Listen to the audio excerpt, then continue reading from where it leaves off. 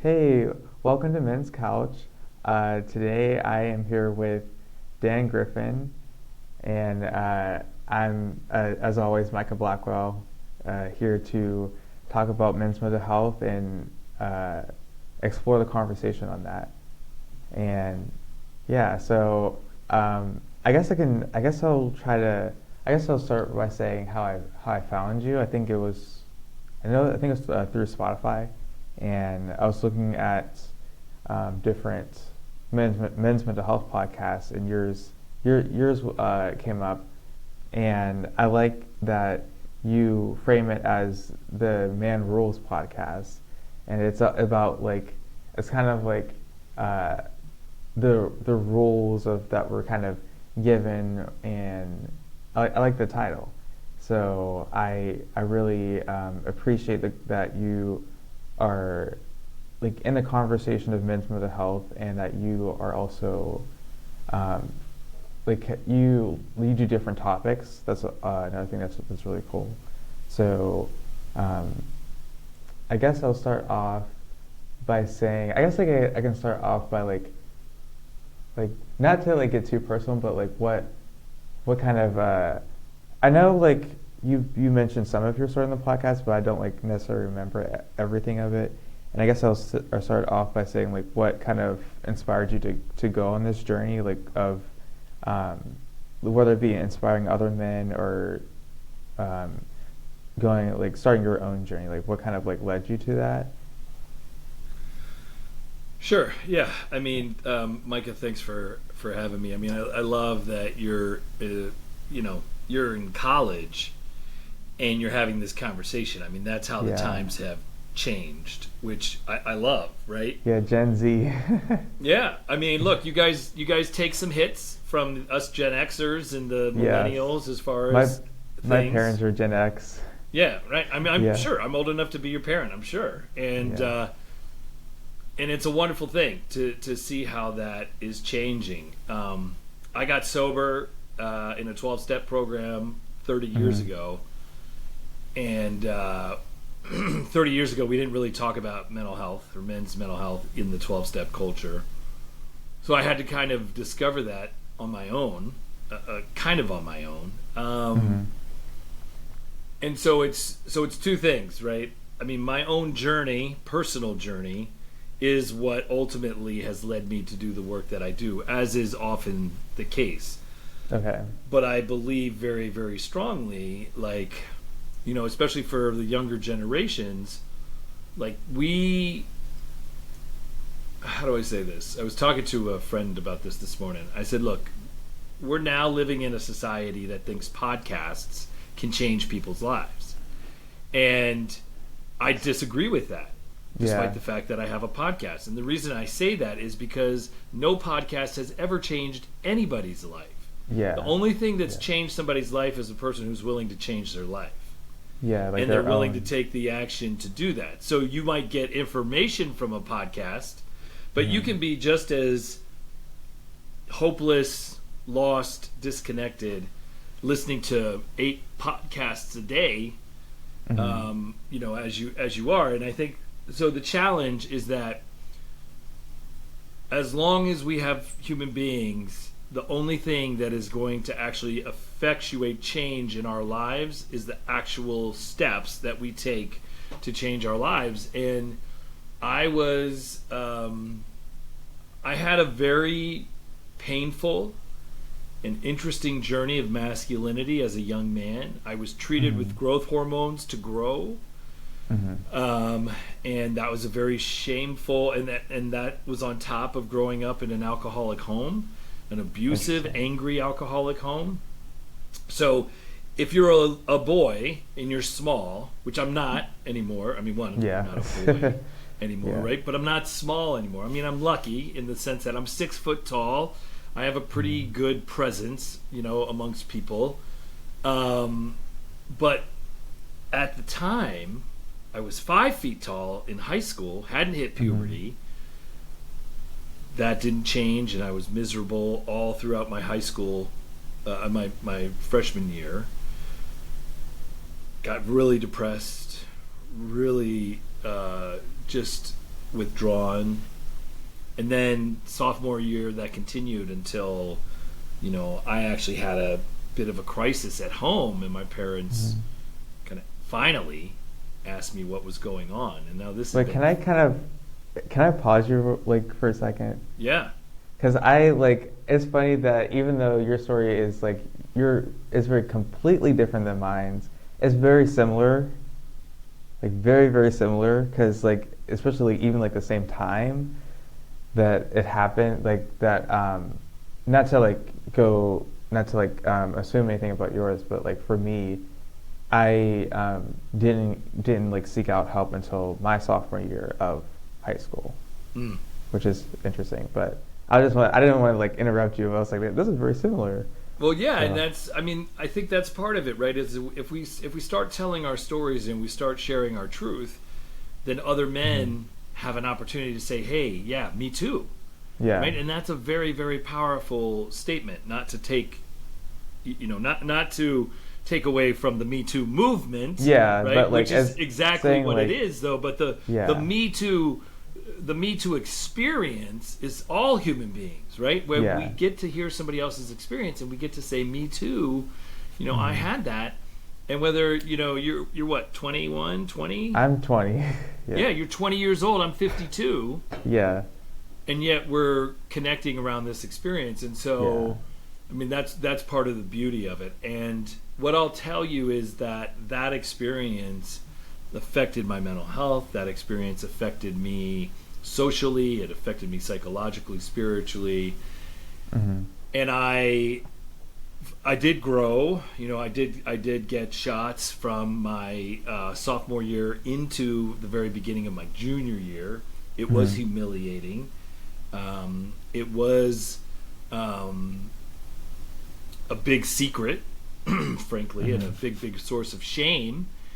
And that created, though, an experience for me where I felt like I was always outside of the traditional masculine experience. Oh my gosh. I created a story in my life that said, "I'm not a man, I'll never be a man." Or you're not like, you kind of look at you, okay, I'm not man enough because of like this thing that I perceive as a flaw. Absolutely, right? Yeah. And the thing that I've realized is that the majority of men have that message inside of them. Yeah. The man rules, what's so powerful about the man rules is the universality of it. The man rules, just to expand on that a little bit. Well, before I do that, I'll just kind of, I'll catch up to kind of the man rules component. So I was living kind of two lives. I had an external self that was 6 feet tall, good looking, outgoing, whatever. We talk about the external mask. Yes, exactly. Yeah, we talk a lot about that on the show. Internally, right? Yeah. Deep insecurity, Yeah. lots of fear, lots of shame. That and guys don't talk to anybody about that. I would get drunk and talk to women about it, and as a guy who identifies as heterosexual, I would talk to these young women, but I did it manipulatively. I did it somewhat to open up, but mostly it was to get laid. Yeah. And so it really wasn't genuine. So I got sober. Fast forward. I got sober, and then I started going to 12-step meetings. And here's the other thing, and I think this is valuable, especially from a Gen Z perspective, because you guys, I think, have a greater level of consciousness, quite frankly, than a lot of my generation. At the same time that I got sober, I got introduced to feminism and gender studies, and I ended up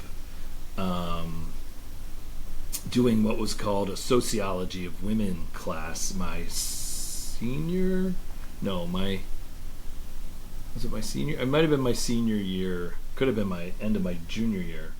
And so at the same time that I got exposed to recovery, I got exposed to this experience of feminism or gender studies or gender equality or just talking about gender. Yeah. For the most part, people don't sit around talking about gender, and that got me curious. Even though it was focused on women, it got me curious about men, and that curiosity never left. I got sober. I went to the University of Kansas, and I did my master's research on the social construction of masculinity in the culture of Alcoholics Anonymous. That was very interesting. And it was the first of its kind. It was the first qualitative study in that. But what was fascinating to me about it, Micah, what was most fascinating to me about it was the fact that again, like somebody who felt like he was standing outside of masculinity, then I go to this 12-step meeting, and one of the first things that happened when I walked through the door, this is 30 years ago, mind you, one of the first things that happened is a guy said, "Welcome," and he tried to hug me. Yeah. And I was like, what? It's like, why are you, like we don't hug. Men don't hug. Yeah. Right? Yeah. And I always say, and I didn't know whether I should punch him in the face or collapse in his arms. Yeah, is that tension, that struggle with like accepting, like trying to get out of the masculinity and like the man rules that you always grew up with, and then maybe embracing something that like is like awkward or scary at first. It's like, is that tension? That's a part of it, right? Yeah, it's absolutely the tension. In fact, it's interesting that you talk about the tension, because what I identified ultimately, right, from that experience in my first meeting, because that wasn't all that happened my first meeting. And again, remember, I'm now been trained to be thinking sociologically. Mm-hmm. I became a sociology major. I focused on sociology. I was thinking about it. And so I'm thinking about systems, I'm thinking about interpreting social behaviors, I'm looking at all these things, and I'm like, in that meeting, men were talking about fear, men were talking about relationships, men were like sharing the insides that I never share. Did it go against maybe like what you thought, like what you think what your expectations were? It 100% went against that. And in fact, that's interesting. What became the kind of one of my core areas of my work is what I realized, and it's not just 12-step culture, right? Mm-hmm. It's not just a 12-step culture. It is therapy.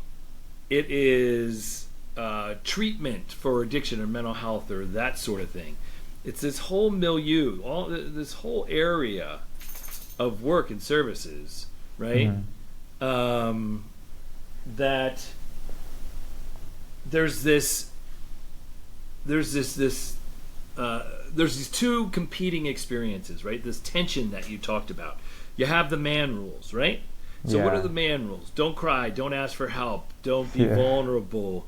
It's all these things that even your generation has grown up with. Yeah. Even though your generation says, "Oh well, we don't really, follow those," it's when still you ingrained. It's very ingrained. Yeah. And when you dig deeper, I've noticed that it affects younger guys differently. It's not as obvious, and so in fact, it might be even a little more dangerous and insidious, because as soon as you say, as a young person, that doesn't apply to me. Then you're not looking anymore. There's no curiosity, and so that's what I've seen play out. But so you have these man rules. I also think it's sorry, I don't want to cut you off. Let me just finish this part.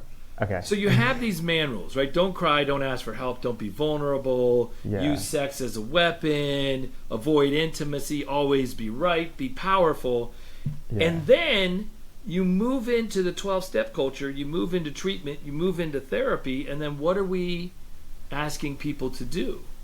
Like be vulnerable, share feelings, ask for help, compromise, learn intimacy over sex, let go of power, let go of control. And so it's like this massive tension that exists. And so like your question was, was it something different than what you expected?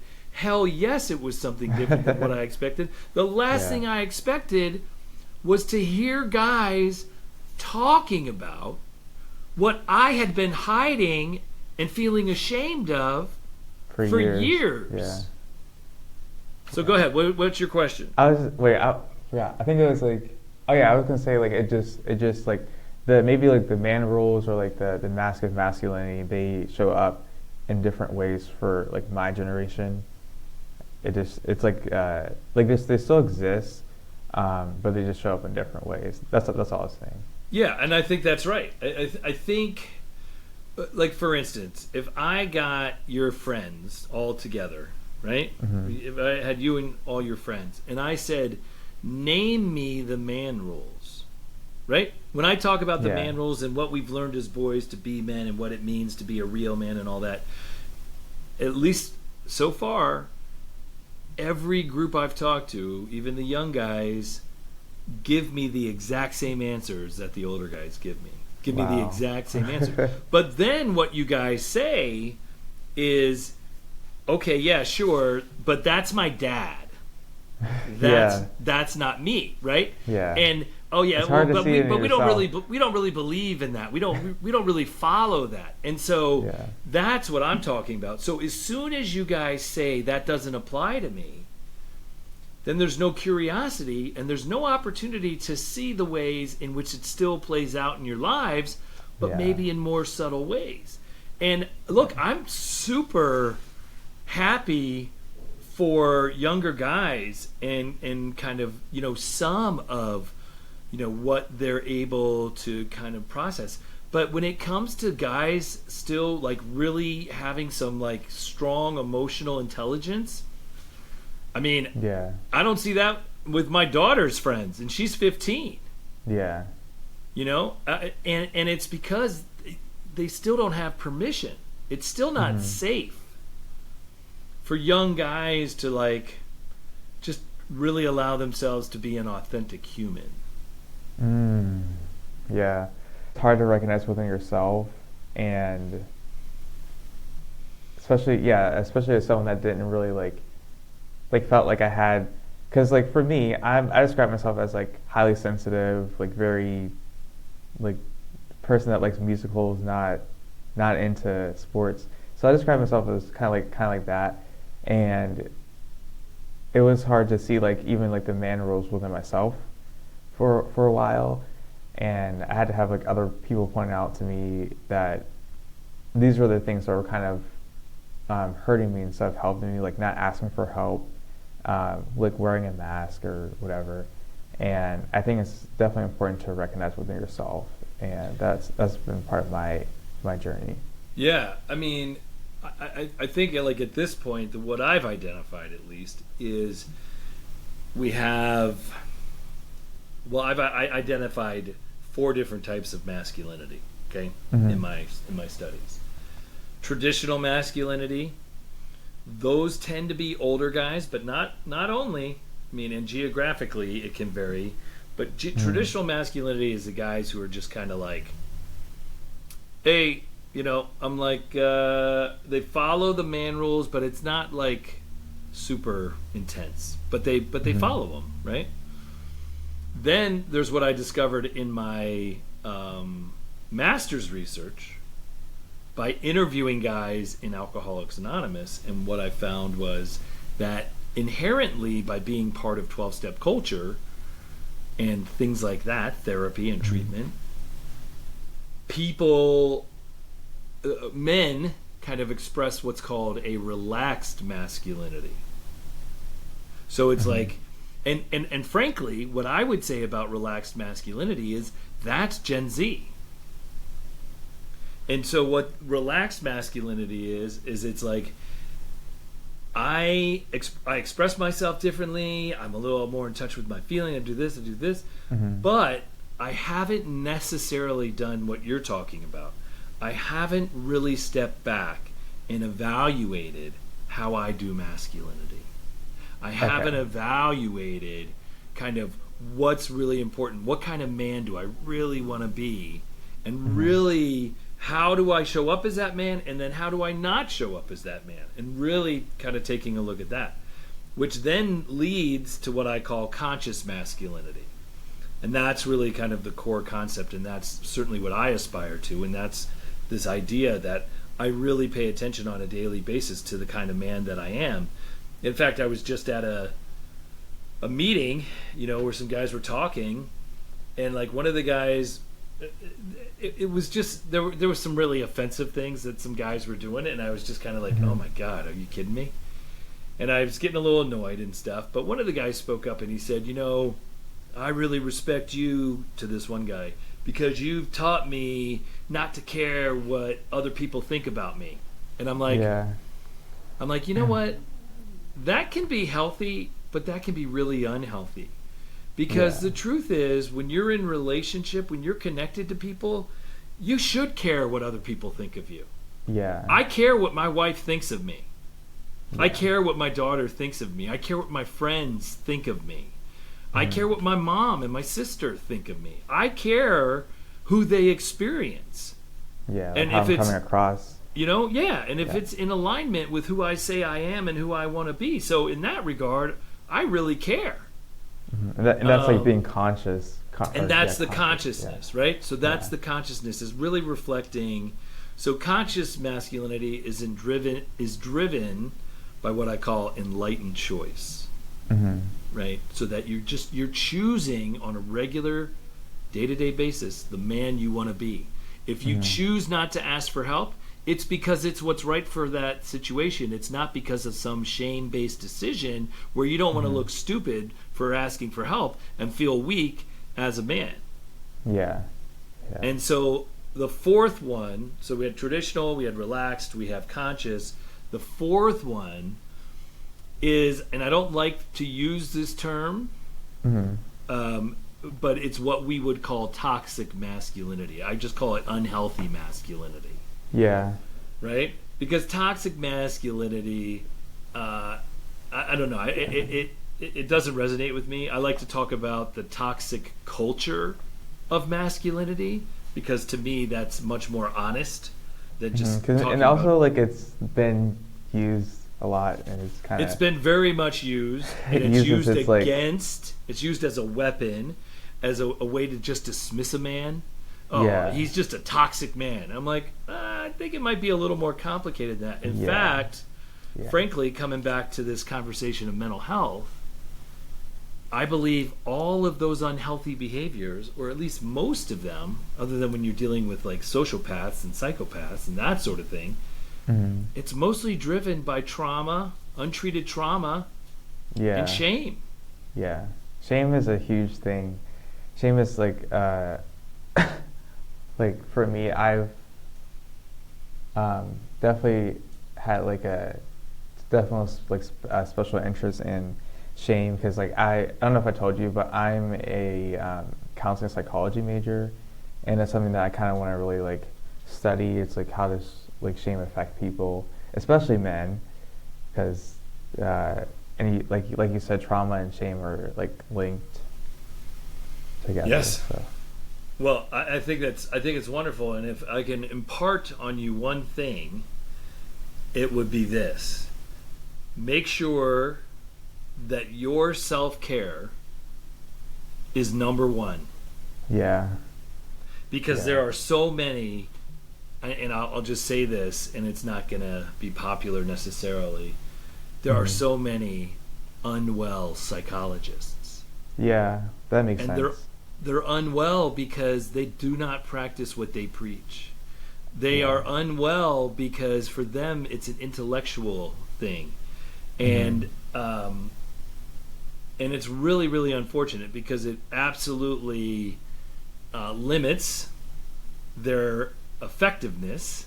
But two, it is just, to me, it's a great kind of hypocrisy, where I'm counseling people on how to help them, how to change their lives, how to get over various things, and yet I'm not willing to do the same work.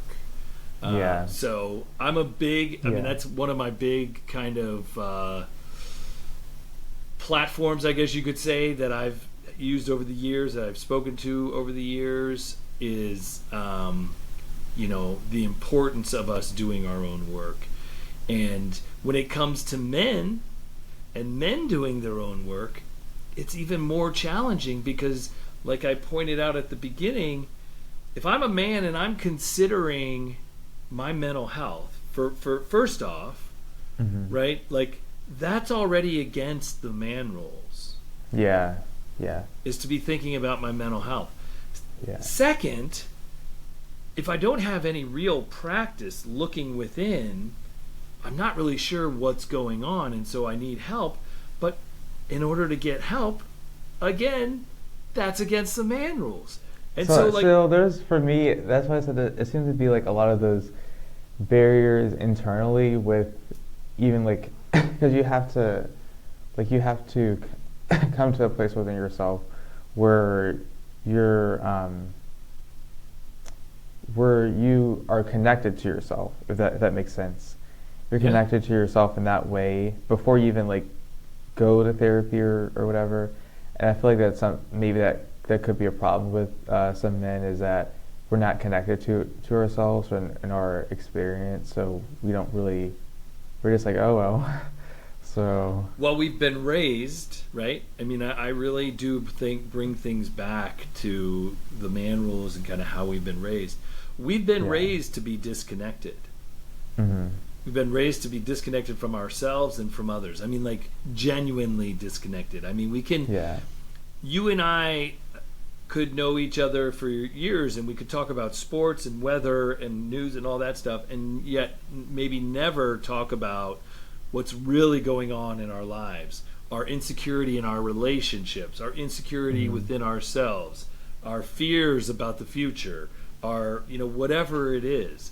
And so that's part of my mission, is to try to normalize the idea that the men's inner lives are as real as and important as our external presentation, and that we can actually make them congruent, which is a really wonderful thing. It could be a very powerful experience. And when it comes to mental health and men's mental health, I mean, what we have to do, like when a man asks for help, we have to understand what that means most of the time.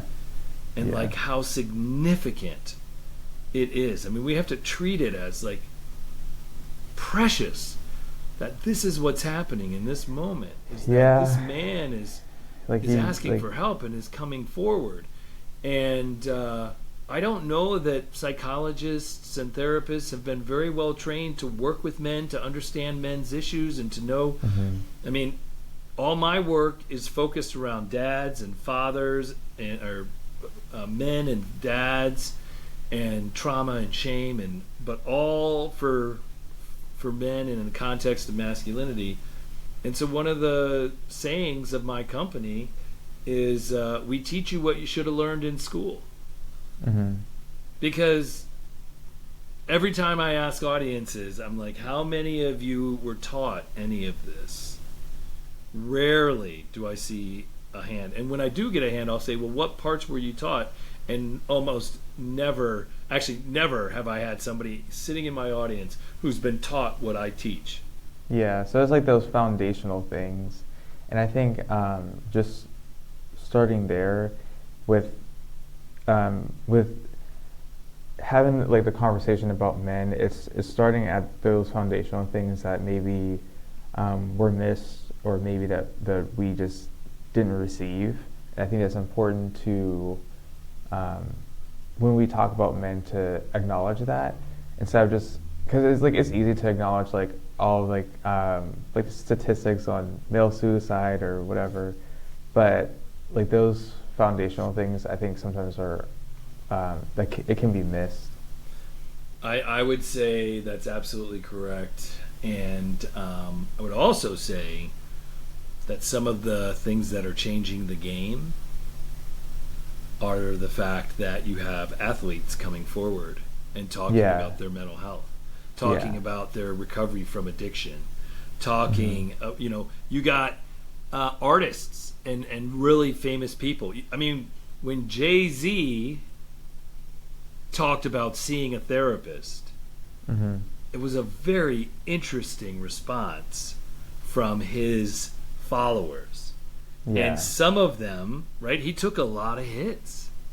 He took a lot of hits for putting it out there that he had gone to therapy. And yet, anybody who knows a little bit about his story knows, like, it's probably the only thing that saved his marriage.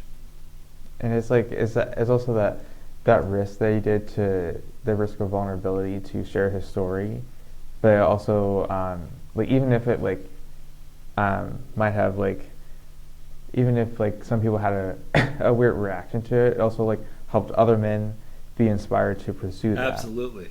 And even some of the people that were reacting to it, you know, their reactions were usually shame-based, and it's just an emotional reaction. And at some level, it very possibly got through that, holy shit, Jay-Z.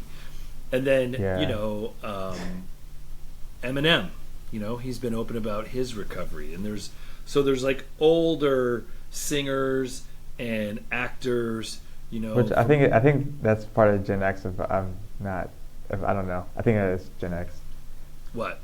Like Eminem and Jay-Z, I think that's Gen X. That's Gen X, which is a big deal. That is a big deal. It's a big deal, man. Like, yeah. Like Gen X. I mean, I'm Gen X, but Gen X is really kind of who started it on a collective kind of movement. I mean, it was the baby boomers, right? The ones ahead of Gen X, who they planted the seed. They started the conversation. They had the Cultural Revolution. They had Woodstock. They had the hippie movement. They had all of this. You know, the black movement. I mean, the black empowerment movement. That was the 60s, right? Yeah, and that started, and then that led to the Black Panthers, and that led to, you know, I mean, like, there was all this stuff that happened, but it wasn't until Gen Xers came and started doing like these collective sort of narratives and expressions. And then now the millennials and the Gen Zs are taking it to a completely different level, to the point where we have college students doing podcasts on men's mental health. Yeah. You know, and it's a big deal, you know, and it's a wonderful thing. It's growth for our culture, for our, you know, society as a whole. And that's, to me, that's a, you know, it's a wonderful thing. You know, in addition to being in recovery, I also have bipolar. And I just had a guy yesterday say, he came up to me and he's like, so I understand you're bipolar. And I said, no, I have bipolar. Oh, yeah. Yeah. Right? It's a big difference. Yeah. And he was kind of like a little bit, he's like, oh, right. Yeah, I get that. I get the language. And I was like, the language is like... I was like, yeah, that actually makes a big difference. Because like, this isn't me. It's not me. I don't identify. It's not the entirety of who I am, right? Yeah. And yet, if I don't take care of myself, then, you know, I mean, like, look at poor Kanye West. I mean, that man is a poster child for untreated bipolar. Probably some untreated trauma and shame as well, I'm quite sure. But it's just kind of spiraled for him. And then he came to believe that medication, you know, which unfortunately in minority communities, especially the black community, there's evidence. There's evidence to support the idea that medication is used to control people. Medication is used to control a population and used to harm a population. And so, like, how do you get over that? Well, one of the ways you get over that is that you have some amazing black therapists who are on Instagram now and TikTok talking about mental health, talking about the value of mental health, or you have shows like Unprisoned. I don't know if you saw that. I don't think so. With it's amazing. It's an amazing show, but I think it matters that Kerry Washington, who's the lead, and Delroy Lindo, who plays her father, right? I think it matters that it's representative, right? That there's representation there. It's a black cast primarily, but not solely. And she's a therapist. And so it's like challenging some of the knee-jerk reactions in minority communities that really are against therapy, are against talking about mental health, are against, and it's still strong in the white community, but frankly, I mean, therapy has been viewed as a white intervention for people with too much money to whine about their problems because they don't have anything else to do. Yeah. And so we have all of these elements that are a part of the overall conversation of how do we have honest and open conversations about men's mental health. Yeah, it's starting out. It was like, it was definitely a challenge for me because starting out, I wasn't I would say a person that was openly talking about it. So I would just say it's been a journey for me. The podcast helped me to become comfortable just in general talking about men's mental health. But starting out, I wanted to try and explore and just to see what would happen. And all throughout doing the podcast, I just realized that it's needed than I thought initially. Because when I started, I was like, oh really? Do people really want to hear this? Do people really? But it's actually more needed, and I haven't gotten a person that said you should stop doing this. People are saying this is a conversation that needs to be had. Yeah. Which is huge. Yeah. How many men's mental health podcasts are out there? Yeah. Do you know? Oh, I don't know. No. I mean, I listen to a lot, but I don't know. I should know. I mean, it's one of those things where it's I wonder how many are even out there versus all the different. And then you have some podcasts out there that purport to speak about healthy masculinity, but what they're really doing is reinforcing some of the worst stereotypes of masculinity. Yeah. Get laid, get rich, and it doesn't matter kind of how you feel. All those things that feed the not good enough narrative about who you are, and it's like you said, it's unintentionally not helping. Yeah, I mean, it is very interesting where we're at as a society now. Mm-hmm. We have a president who exemplifies unhealthy masculinity, or at least traditional masculinity, and he constantly kind of overlaps into unhealthy masculinity as far as I'm concerned.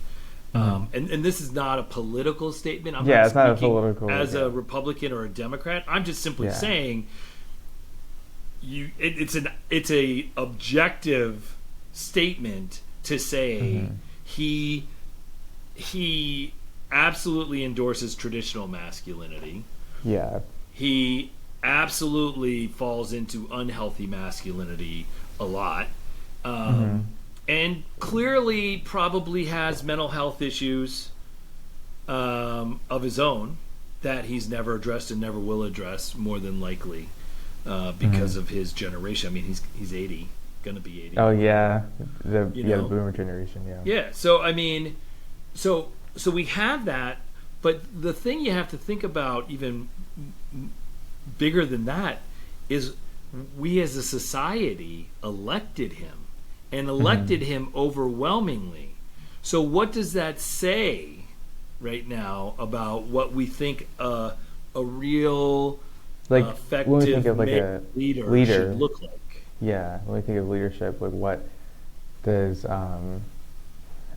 what are our notions about that, and how that's important. How does that affect the social perspective of a healthy leader or a qualified leader? I think that goes into that too. Yes. Yeah. Yes. Yeah. So I mean, I think this conversation around men's mental health, one of the things that we have to do is we have to create a space for it Two, we have to create a space for men to be willing to, like, there's that whole thing in Fight Club. Have you seen the movie Fight Club? I haven't seen it. Okay, no. that's from my generation, but it's worth watching. But in Fight Club, the movie, they say, number one rule of Fight Club is you don't talk about Fight Club. Oh. The number one rule of the man rules is you don't talk about the man rules. Yeah. Right? And so it's like, so how do you get men to talk openly about the challenges they have being a man? How do you get older men to acknowledge the pain of trying to live up to this certain kind of idea of masculinity? And how do you get younger men to say, like, more thoughtfully, this is the kind of man I want to be, and this is how I show up that way, and then this is how I don't. And then how do you make it safe for men to say, I'm afraid. I don't know what I'm doing. I need help. Yeah. And we're not there yet. We're getting better. And the safer men feel in certain pockets and like certain areas. The 12-step culture, I think, is getting safer and safer for that kind of stuff. It's changed a lot in the 30 years that I've been doing it. And so I think that's very positive.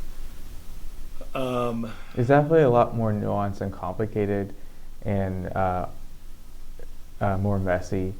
And that's what I definitely noticed with talking to the people that I did over the podcast. And I also I kind of the questions in the back of my mind. I also wanted to ask about your work and how what you've noticed, maybe common themes that you've noticed with men that are just common themes that you notice. Sure. So a lot of my work is with the people who work with men and training them to work more effectively with men, and then I do some work with men as well. I appreciate the opportunity. I mean, for your listeners, they want to learn more about me and what I do. There's the Man Rules podcast, which is no longer an active podcast, but all of the but you can find all the episodes, and I'm very proud of what I did, and I'm very. I'll leave links in the description. Yeah, please do. Yeah. And then and dangriffin.com. That's my website, which I'm in the process of totally redoing the website, and I'm excited for that. It's been interesting, Micah. I mean, first off, it started off with men. Okay. And then I added fathers. And adding fathers has been very powerful too, because I'm a father, and I'm a father of a 15-year-old, so I've been doing it a while, and it's the most amazing experience of my life, and I love my daughter more than anything. I didn't know this kind of love was possible. I mean, people say that all the time, but you can say it. You can kind of be like, oh my God, the love a parent has for their child. That's great. You can say it. But until you experience that kind of love, it is unbelievable. Yeah. And so I fight my conditioning as a man to be able to show up for my daughter. And I have since the day she was born. Since the day she was born, I fought my conditioning to show up as the father I truly wanted to be. And it's led to some really awesome stuff. I mean, I last year we released the first trauma-informed curriculum for dads called Amazing Dads.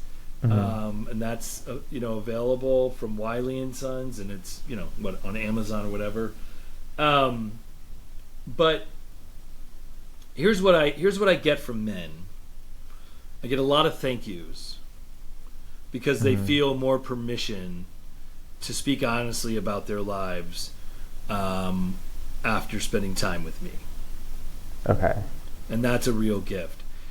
And from the professionals, I hear exactly what I told you earlier. Why didn't I learn this in school? Yeah. This makes complete sense. Why didn't I get taught? I bet you now are not being taught specific skills to work with men and truly understand gender conditioning and how it affects men's experiences from beginning of life to end of life.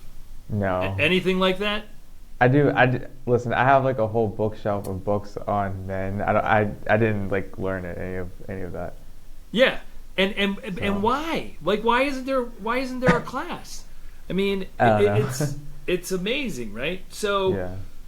so what I hear from the professionals is, it's a little frustrating, frankly, because I've been doing it for almost 20 years, and so, I'll have a professional who'll be like, "Did you like just do this last year, 2 years ago?" I was like, "Oh Yeah. man, go to my website, do something." But like, so that's frustrating. But behind that comment is, this is really eye-opening, and Yeah. I feel like, because the thing I told you about self-care, Mhm. I use this concept called the water, and you probably, I don't know if you saw my videos online, but there's a concept that I use called the water, and basically the idea is we're all in the water, and gender conditioning is part of the water. So we all have gender conditioning, just like we Yeah. all have Yeah. racial conditioning, right? Yeah. I've been conditioned to see people of color a certain way and to have judgments about them immediately and to do all this sort of stuff. And I either pay Unconscious attention to bias. that. Yeah, exactly. Implicit bias, right? Yeah. Unconscious bias, implicit bias. It's very, very powerful. And we Yeah. all have it. And, some people talk about it as being a dominance thing, but that's not actually true. We all have it. Yeah. All communities, all people have implicit bias, and there's tons of unconscious bias against dads. And there's tons of implicit bias against men. And it drives. They have like trickled down through the generations. Yes, and I can tell you, it is one of the biggest factors in why we're not dealing more effectively with men's mental health. Because it's not just men that have the unconscious bias, it's women, it's professionals, it's this, it's that. It's like, So it's really just like trying to, instead of being, like, it's really about being curious about men's experience, like developing it. That's like for me, like I have even like as a guy, but like I have like my own experience, but I'm like still like really curious about the experience of men and like my peers, of like their experience of masculinity, and how, like you said, with the man rules, and how that affects us internally, and how we experience ourselves, and how that leads to shame. That's definitely something that I think takes a lot of more like curiosity than just assuming something based on someone's actions, or like yes. judging Yes. like a guy, It's because huge. it is easy. It's easy to say like, oh, this toxic masculinity or whatever. Right. But As opposed to, oh, this is how this guy. I mean, honestly, this is one of the things I teach the professionals. I'm like, it's all about safety. yeah, These guys, this is what they learned at some point, how to feel safe. And they feel safe by making fun of you, or they feel safe. They protect themselves with the little things. It doesn't mean that it's okay. Offensive behavior is not okay. Inappropriate behavior is not okay. But like you said, maybe some empathy, maybe a little bit of understanding. And I think Yeah. that's what professionals really appreciate about the work that I do and the work that I teach them, is it's like they realize how rarely they take into consideration the context of gender conditioning in men's behavior and in men's responses to services. So it's not just like men's behavior and how men are trying to figure that out. It's like how they respond to a therapeutic intervention or any kind of therapeutic relationship. And, yeah, that's so big. right? It's So so huge. it's a lot. It's a lot, right? But when you use a gender responsive lens, you can reach men so much more effectively. Yeah, I think that's definitely important, because I think if we try to like apply the same perspective to people, to people that identify as female, and we like maybe like in a therapeutic setting or whatever, then it doesn't really like we might have like good intentions, but it doesn't really like you said, doesn't really like reach men because we grew of how we're raised and how we or grew up differently. Well, it's the classic sales sort of mantra: know your audience. Yeah. You know, and so I think that's really important. Yeah. Um, but yeah, so yeah, you said you noticed that that it's more often like it's appreciated, like the work that you do, and understanding that. Also, when I did listen to your podcast, I like the friendship episode because that's something that's like that's something that like I'm a huge. You'll see that like on my podcast. Like I'm a huge. I don't know if you call me a friendship enthusiast. I don't know, but like it's something that like I'm really like passionate about and want to write a book on. Yeah. So because I think that was a good one. That was fun. That was my friend Bob, and it was like at the end, like telling each other we loved each other, and yeah, and it was genuine. It was sincere. Yeah, and yeah. I mean, look, we as men have to fight for connection. We have to fight for authentic connection, and it's leaders like you who are going to help men find it and help. And I mean, like it or not, right? There's something inside of you that has leadership that is going to be the one who takes the steps before other people do. And I appreciate that. And it's that, but you got to listen to that. Yeah. You got to listen to that and not see it as I have in the past. Not see it resentfully. Not see it as like, oh, why do I have to be the one? I struggle with that a lot. It's a privilege. It's a privilege, and it's a calling, and it's a gift. It's a gift from God, a gift from the Great Spirit, whatever you want to call it. It's a gift that you were put on this earth to be the one. I struggle with that because and you're gonna struggle more. I'll tell you this: you're gonna struggle more if you fight it.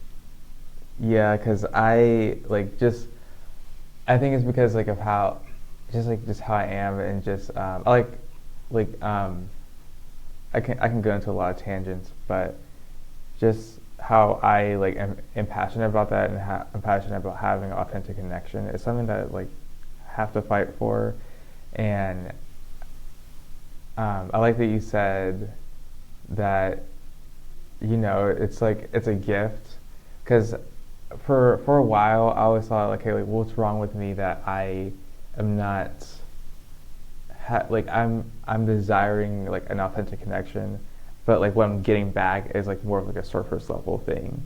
Mm-hmm. And that was like me for a while before I met like story of my life, man. Yeah, before I met more people, it was just like, well, why? Like, it's do I need to like change my expectations?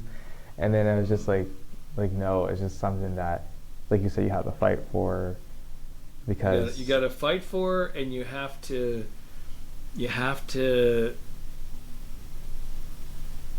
be true. I mean, I know we say it all the time, but you have to be true to who you are. Yeah. And at 20, do you have a really clear idea of who you are? I don't know. I certainly didn't. But you have some idea. So you know what direction to walk in. Mm-hmm. And that will keep telling you who you are in a deeper and deeper way, to the point where when you're 30, 35, like you'll be really clear if you keep doing the work and you keep moving in that direction. So I hope that for you. I hope that for your listeners, if it's something that they want. And I'll probably just leave you with this kind of thought that I was taught very, very long ago. And that is that pain in life is inevitable. Yeah. But misery is optional. Yeah. So, all right. Yeah. I guess like my closing statement is thank you for being on the show and sharing your experience. I hope we can kind of like just, I guess, work together, see like in the future if you want. So Stay in touch with me, please. You've got my email. Stay in touch and let me know when this comes out, and I'll share it with my my list. All right, thank you. Yeah, nice to meet you, Micah. Nice to meet you too. Seriously, congratulations on what you're doing. Yeah, thank you. It's important. Yeah. It's important. Keep doing it. And I'm glad to be able to support it. Yeah, thank you. All right. All right. Bye-bye.